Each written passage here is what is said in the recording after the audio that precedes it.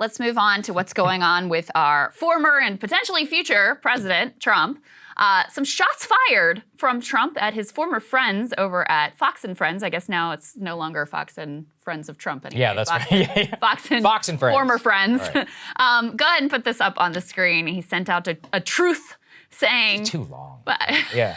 Fox, everything's wrong with that. I mean, for a man who's so good at branding... Right. He really dropped the ball on this one. Anyway, he says, Fox and Friends just really botched my poll numbers, no doubt on purpose. That show has been terrible, gone to the, quote, dark side. They quickly quote the big turning point poll victory of almost 60 points over the number 2 Republican, funny he won't say DeSantis' name, and then hammer me with outliers. Actually, almost all polls have me leading all Republicans and Biden by a lot.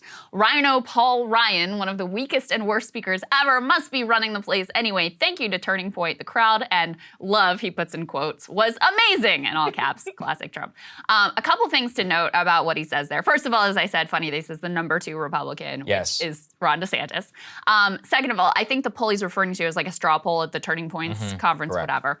In terms of him, you know, overall how he's doing in the polls, he's definitely still leading the Republican field by quite a lot. He's right about that. Most of the polls head-to-head against Biden, though, are pretty much neck and neck. Most of the ones that I've seen have Biden with a small edge over Trump, so he's not correct about that one. But the bigger question here, which has been sparked over the past several weeks, is whether there is a true schism between Trump and the Murdoch family, which of course owns Fox News, not to mention Wall Street Journal, New York Post, and other outlets around the world. Oh, the one other thing to note about his truth there is he mentions Paul Ryan. Yes. That's because Paul Ryan now sits on the board of Fox News. So he's sort of laying the blame at Paul Ryan's feet and saying, oh, they're taking this anti-Trump turn because of that. Fuel to the fire of the idea that there might be some sort of split between the Murdochs and Trump is the fact, and let's put this next piece up on the screen, both the Wall Street Journal and the New York Post, again, Murdoch-owned papers, published op-eds critical, very critical of Trump and his behavior on January 6th. The Wall Street Journal, which of course is sort of the mouthpiece to the business community, says the brute facts remain. Mr. Trump took an oath to defend the Constitution. He had a duty as commander-in-chief to protect the Capitol from a mob attacking it in his name. He refused. They went on to say that Trump utterly failed his character, you know, his test of character in this crisis while Pence passed his January 6th trial. So interesting developments here. Now, in terms of Fox News, they've been more, you know, just continuing down the path of supporting Trump and backing him up. And a lot of their personalities very much, you know, downplaying January 6th, not talking about it, not covering it, all of those things. But it is kind of interesting to see here. And my guess, Saagar, is that the Murdochs and the Fox News brass, they would rather have someone other than Trump, just like they would have rather had someone other than Trump back in 2016. Definitely. Are they going to go like hard to the mat to try to prop up a Ron DeSantis or anyone else? No. Well, it is a little bit of a trial balloon right now. It's complicated, and that's why I think you phrased it correctly, which is that they'll do everything in their power in the very, very early stages to make sure that Trump doesn't win. However, they need ratings, and their base loves Trump. You know, Ted Cruz had a very interesting discussion on this. I think it was like 2017, where he gave a retrospective, and he said that one of the major death knells to his campaign was November 2015, whenever Murdoch and Trump and Fox decided to go all in for Trump.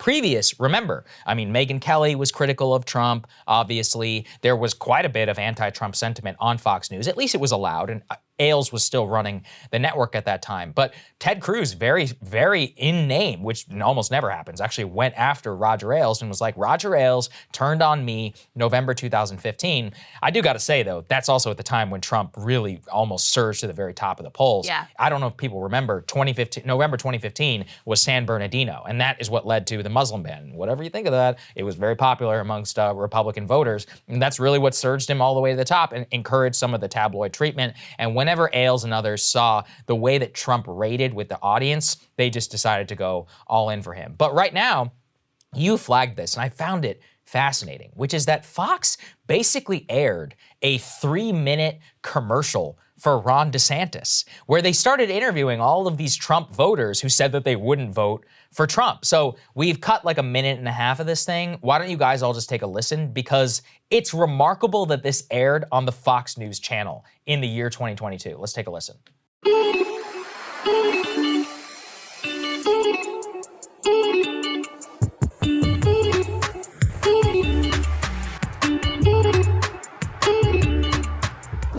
I don't want him to. I like what he stands for. I like what he does, but he upset too many people, and they upset him really bad. So I don't think he's good for the party. He needs to get back in. He already had gained that respect from all the world leaders and finish what he, started. It's too bad that he did what he did do and was fought the whole way along on darn near everything that he did, but that's what happened. So I'd like to see him not run. If he did, I would vote for him, but I would not recommend he runs. I voted for Trump both times, and I love him. I think he was a good candidate, but I think his time has passed. I couldn't care less about President Trump personally.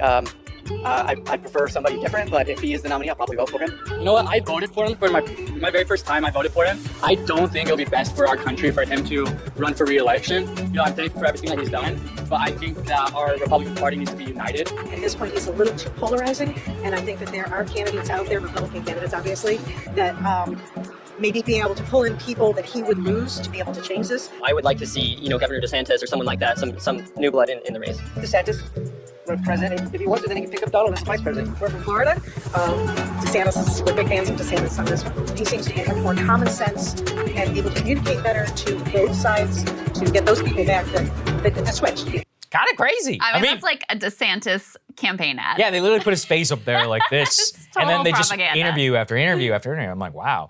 I mean, look. And this has to be cherry picked because, Trump was just in Arizona He's so and popular, received an incredibly raucous, response. His candidate for governor is ahead by 12 points in the polls. Right. Like, clearly there's still a lot of affinity for Trump in Arizona. Of course there is. There's no question. He has, people, for all the New Hampshire polls and others that we've pointed to, there are many other polls, including out of New Hampshire, which show him winning by a massive and wide margin. So again, look, a black swan event aside, I just don't think that Ron DeSantis could beat him in a Republican primary. And I think the other reason that people should think is there's no world where Ron DeSantis is the only person running against Trump. As I've said, there are already open indications Ron DeSantis may run against Trump, but he's not the only one. Mike Pence, which we're about to get to, Mike Pompeo apparently has been telling billionaire donors that he thinks he can beat Trump in the Iowa caucuses. The level of delusion, I would love to know what it's like to have this level of delusional self-confidence. Just for one day, I'd like to know what that feels like. I just think to be president, you simply have to have that. That's what people always say, which is that I remember Peter Baker, who was talked about previously, he's interviewed like 7 presidents. He's like, the only thing that unites them is that they're all egomaniacs. Total narcissists. I think it's definitely true. They're God's gift. Yeah, absolutely. There's no other way that you sacrifice your entire family life in order to become the president. Pence literally thinks he's God's gift. Yeah, he thinks he's on a mission from God to be president of the United States. So did George W. Bush. He's very evangelical in his favor. Romney thought the same thing. Romney thought he was like the fulfillment of some prophecy. There's a psychology to this, which I don't think a lot of us will ever understand. Yes. But that's why they are who they are, and we are who we are. There's one other thing I want to say about the Fox News piece before we move on, because it is, the arc of Trump and his relationship with Fox News is very interesting, right? They were the ones that first gave him a sort of platform into politics. 2011. He would come on. I think it was Fox and Friends that he would call into all the time. He had a regular segment. This is where he's pushing like the birther conspiracy nonsense. But this really gave him sort of traction and a base of support with the Republican base that allowed him to kind of fake it till he made it, until he actually gained a lot of significant support in the Republican primary. And it seems to me at this point, in terms of Fox News and the Republican Party base, if they were ever able to just completely drive the train in whatever direction they wanted, those days are now past. And you saw this very much with Stop the Steal. They tried, especially in the early days, Didn't matter. They certified Arizona. They were the first out of the gates. People like Brett Baer and others who were there tried to press the Trump people and the Trump spokespeople that they would have on the show about the nonsense that they were spewing. But ultimately, they have fallen more in line with what the base thinks, which is believing Trump and believing his conspiracies. So they just try not to talk about it much now, but they'll flirt with the idea that it was rigged or that it was somehow unfair. So I think that their ability to just totally shape sentiment and direction of the Republican base, I think that's gone. And I really think Trump is the one who kind of broke that in 2016 because they did want to go in a different direction. They were unable to overcome the level of intense support that was there among their viewership for Trump. I don't think it was just Trump. I think Trump came at the perfect time, which was the internet. I mean, what people don't forget, I used to work in this, so I remember this at the Daily Caller, which is that in conservative media infrastructure was brand new. And really, 2012, they didn't play as big of a role because the internet at that time and the blogosphere was not as influential. But I worked at the Daily Caller in 2015. We knew in the data in like October 2015, they're like, the base loves Trump. Because we knew, you could see it literally. And that became the vector for spread, quote unquote, for Trump support. So it didn't even matter what was happening on Fox. People were posting on Facebook, sharing stuff, Twitter. I mean, online really became the battleground versus Fox. I think the internet just disrupted Fox in the same way it disrupted everything. So Trump is he's the ruler of conservative internet. Yes. Everybody knows that. And having been both on the cable news side and now in the online media space, you just have so much more granular feel for what the what the audience is into, what they're excited about, what their emotions are about any given subject. Whereas Fox News, which for a cable news network has done much better than any of their competitors in terms of understanding their audience, you still can't come close to the level of sort of detailed understanding of who your audience is and what they're really into. So I think that's a really great point. Yeah. Cable news is ripping us apart, dividing the country, making it impossible to function as a society, and making it impossible to know just what is true and what is false. But the good news is they are failing and they know it. That is why we're building something new, a new mainstream, a healthier one, something more trustworthy, something that we are going to need in one of the most pivotal times in American history. We are building up here for the midterms, for the upcoming presidential election, but we need your help. So if you can help us out by becoming a premium member today at breakingpoints.com, we're trying to change America for the better and the entire world. So what are you waiting for, guys? Go to breakingpoints.com and sign up and help us build a new mainstream.